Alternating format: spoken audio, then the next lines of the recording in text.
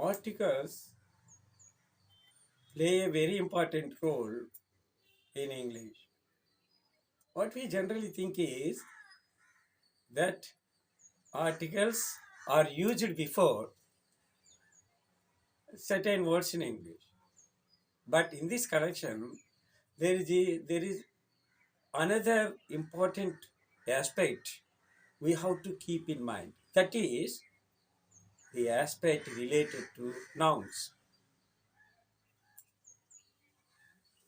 We come across nouns in English grammar. Noun being the first part of speech among 8 parts of speech in English, we have to know what a noun is and how many kinds of nouns there are in English. A noun, as we have already known, is the name of a person, place, or thing. A word which indicates the name of a person, place, or thing comes under a noun. It means the names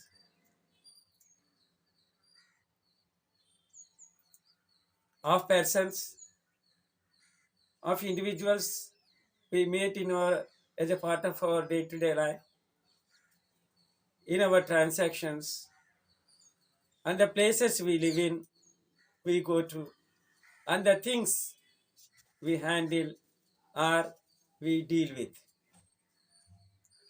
Thus, nouns indicate the names of persons, places, and things. In this context, we have to know why there is a stress on our having to know different kinds of nouns in English. The reason why we have to know the different kinds of nouns in English is that unless we know about different kinds of nouns in English, we cannot place an article before the noun in a correct manner. So, if we want to use articles in a correct manner, in an appropriate manner, we have to know the kinds of nouns.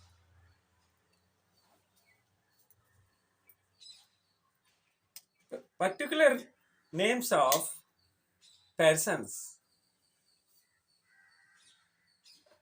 and places, and the particular names we attach to the things come under proper nouns.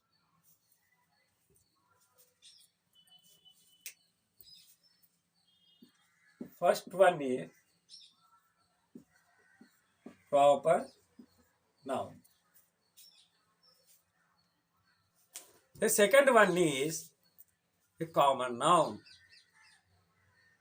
Common noun indicates the name of the race a being belongs to. It indicates the race, commonality. There are different kinds of races.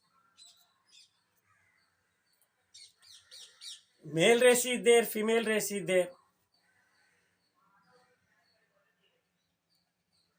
Race of animals is there, race of human beings is there. Thus, there are different kinds of races. We use them to address in our day-to-day life.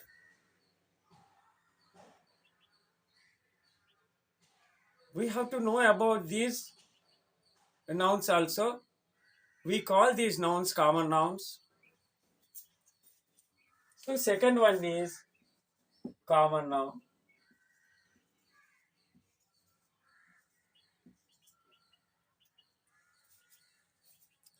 Common noun can be divisible into two. One abstract noun, two concrete noun. A,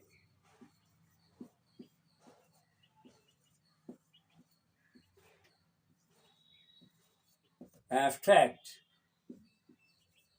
B,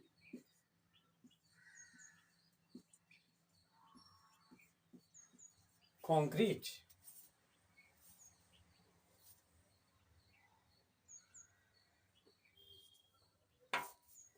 Abstract nouns indicate the names of those which we cannot touch with our hands and which we cannot see with our eyes. We cannot physically touch certain things, nor can we see them with our eyes. So the names of all those we cannot see with our eyes and we cannot physically touch come under abstract nouns. Then we have to know what a concrete noun is. Concrete nouns refer to all those that we can physically touch and all those we can see with our eyes. So concrete nouns are just opposite to abstract nouns in nature. Thus, we have so far known proper nouns, common nouns, their subcategories abstract nouns and concrete nouns. Now we are going to know about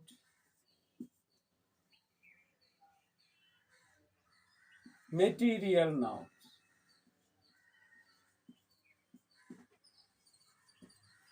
Material nouns. Here we have to know something about material nouns. Material nouns indicate the names of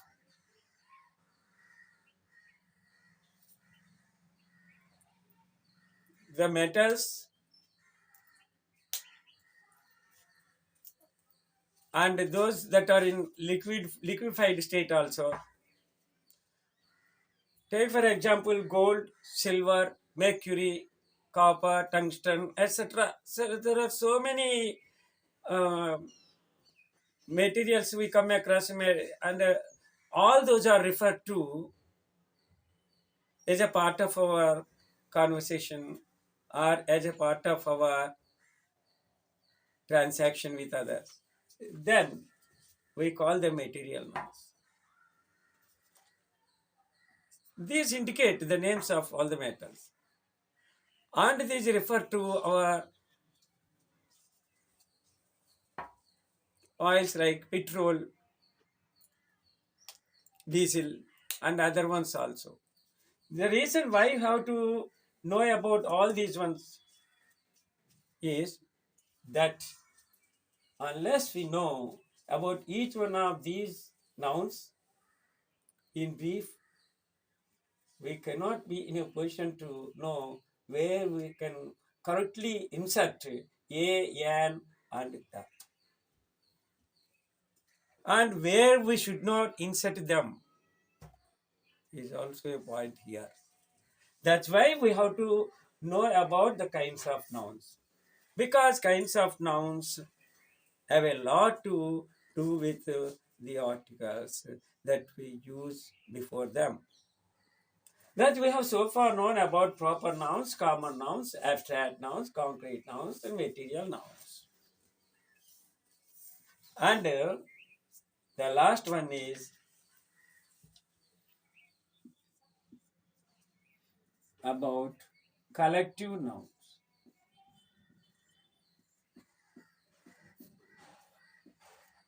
Collective nouns refer to the names of groups of things. Take, for example,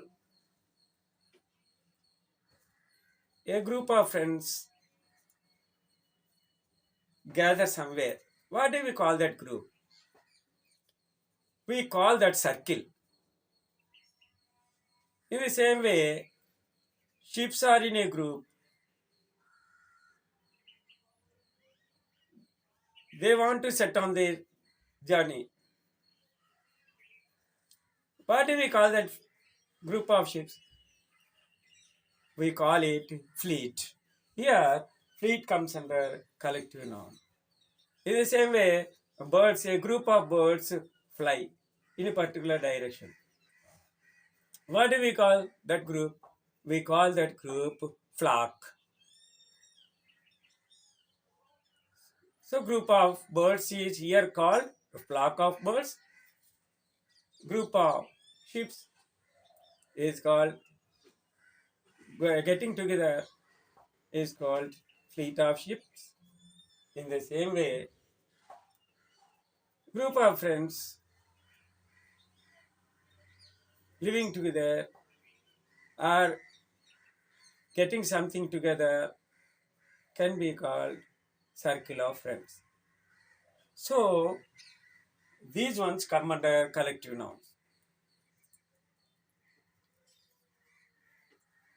Again, countable nouns are there, uncountable nouns are there.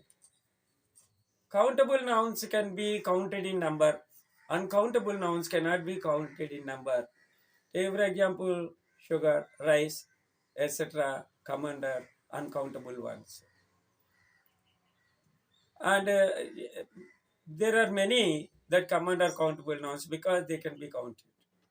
So they refer to the names of all those that can be counted, and those we cannot count can be referred to as those coming under uncountable ones. Now I am going to introduce a and the. Since our childhood, we have come across these ones. We have simply used them before nouns. But have we known the right context in which we can use? Have we known where we can use them and where we cannot use them? Now we are going to learn about those. As I have already told you, there are general principles regarding usage of articles before nouns. Proper nouns refer to particular names of individuals, places, etc. As I have already told you. Here, proper nouns generally do not take any article before them. Please note down. Proper nouns generally do not take any article before them. Here the rule is general. I lay stress on it's being general here because most of the rules in English are general only. There are particular exceptions for those rules also. Rama is a good boy. Here, Rama does not take any article before it. But if you want to say that a particular boy by name Rama happened to come here yesterday, we can express the same in our sentence in the following manner. Yesterday, a Rama came to our house. Yesterday, a Rama came to our house. What does a Rama here mean? Generally, we should not use a before Rama because it is a proper noun. Because proper nouns do not take articles before them. It's a general rule only, not a particular one. Here I have used a before Rama. The reason is that a is not used in the sense of reference to a proper noun. Here it refers to a particular person by name Rama. In the same way, there is another article that is